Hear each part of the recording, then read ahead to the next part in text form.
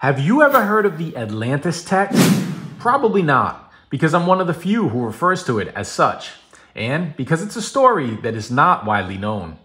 A photograph from 1908 recently emerged online, revealing a mysterious message written on a wall located within the subterranean chamber of the Great Pyramid. The text mentions Atlantis and a prominent figure of esoteric tradition, but it has since disappeared. In my last 360 video, we searched for the remnants of this text, and while the video was intended to be experiential, I mentioned its significance, but I realized that I had did so before providing some appropriate context. So, grab yourself a cup of coffee, load a bowl, or indulge in your preferred relaxation method as we are about to descend into the subterranean chamber for a pyramid mystery unlike any other.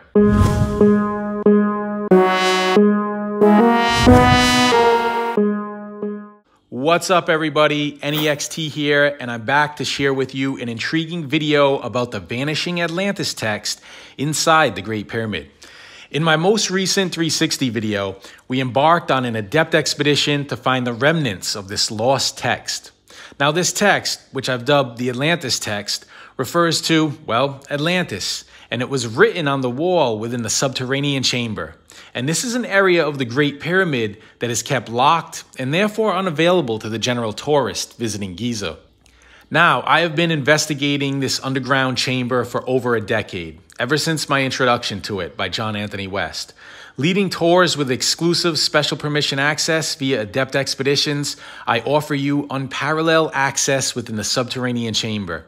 And if you have not already watched my last 360 video, you can see what it's like to immerse yourself in the virtual reality experience alongside members of my tour.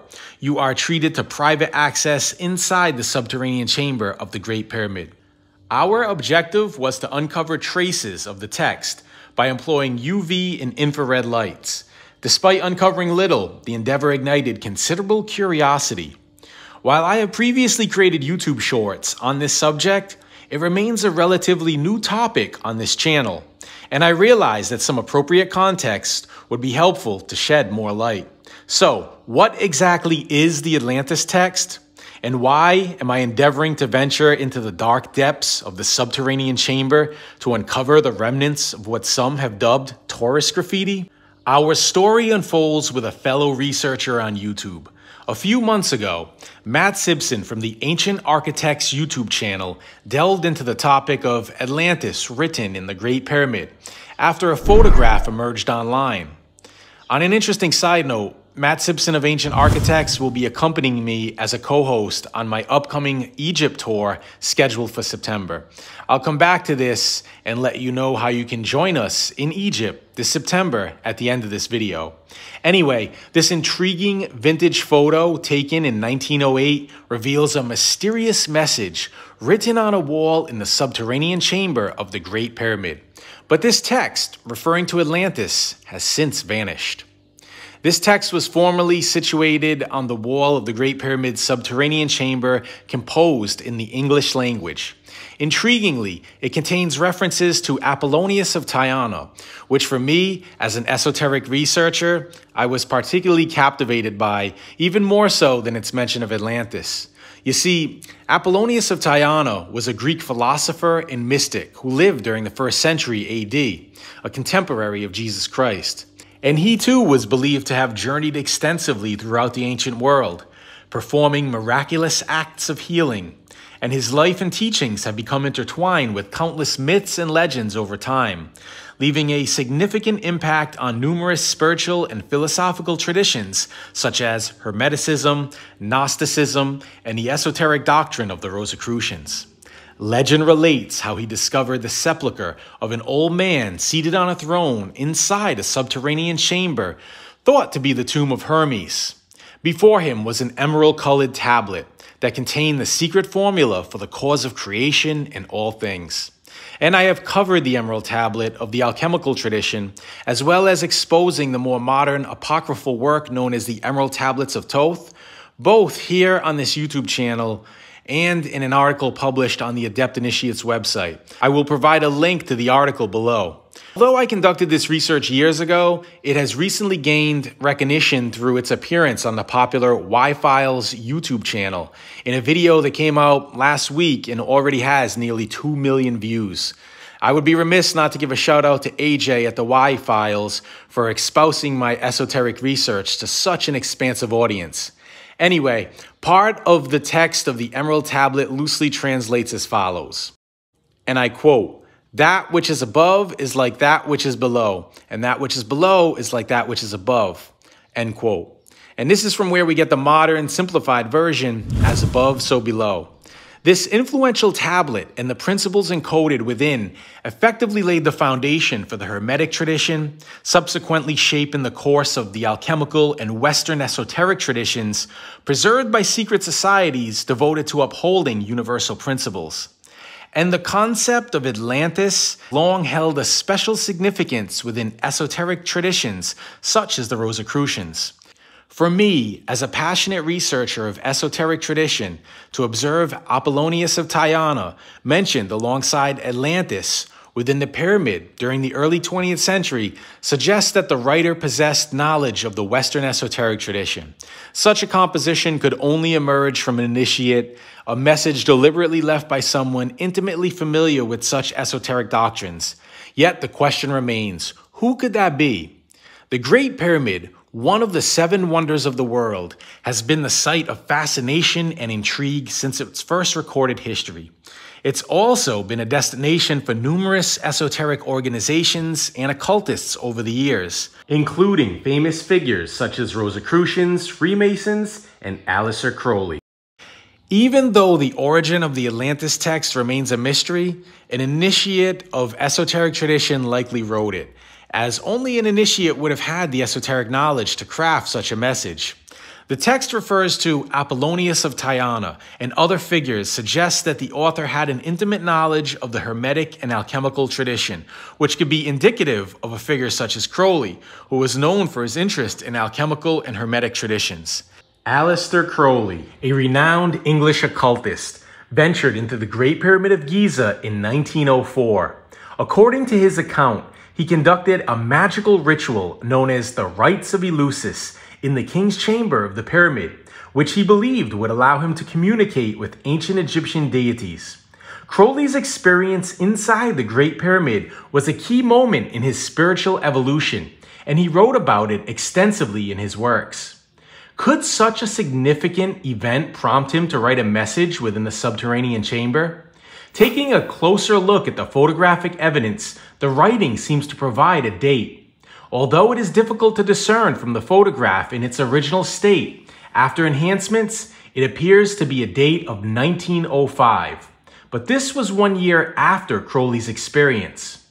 The Rosicrucians include Atlantis as part of their sacred history, and they have been associated with the Great Pyramid and its secrets dating back to the time of Napoleon Bonaparte. Legend has it that Napoleon emerged from the king's chamber of Egypt's Great Pyramid appearing pale and shaken after spending several hours alone inside. Although he never revealed what had unsettled him, it is believed that the incident had a profound impact on his life. While Napoleon is renowned for his conquest in Egypt, few are those that are aware that he was not only a Rosicrucian, but also the Grand Master of the Lodge in France. His journey to Egypt was not merely for the expansion of trade routes, but that was part of a dual agenda. Along with his savants, composed of astronomers, architects, engineers, many of whom were Freemasons and Rosicrucians, Napoleon sought to uncover the origins of the esoteric tradition. In 1814, 2 officers serving in Napoleon's army in Italy brought the Misraim Rite to Paris. The term Misraim is derived from Hebrew and translates to Egyptian. Subsequently, the Memphis Rite was established in 1838, which aimed to incorporate elements from the Egyptian mysteries as described by Diodorus Siculus and Abbe Terrasson in Sethos. Even today, various esoteric groups claim lineages that trace back to the ancient world. The origins of the sacred history of the Rosicrucian order Amorc, a mystical society, can be traced back to ancient Egypt. Established over a century ago by Harvey Spencer Lewis, its modern incarnation has endeavored to disseminate knowledge of the past and wisdom from various parts of the world to those who seek it. The Rosicrucians have conferred initiations inside the Great Pyramid since at least the early 20th century. Could an initiate of the Rosicrucian order have had a hand in the creation of this mysterious writing? Ultimately, the identity of the author remains a mystery, but could further research uncover the truth behind this fascinating mystery? Who wrote it? What else did it say? And what was its purpose? Despite my efforts utilizing a range of ultraviolet and infrared lighting, no evidence of the original text has been discovered. The only evidence that remains is a single photograph taken in 1909.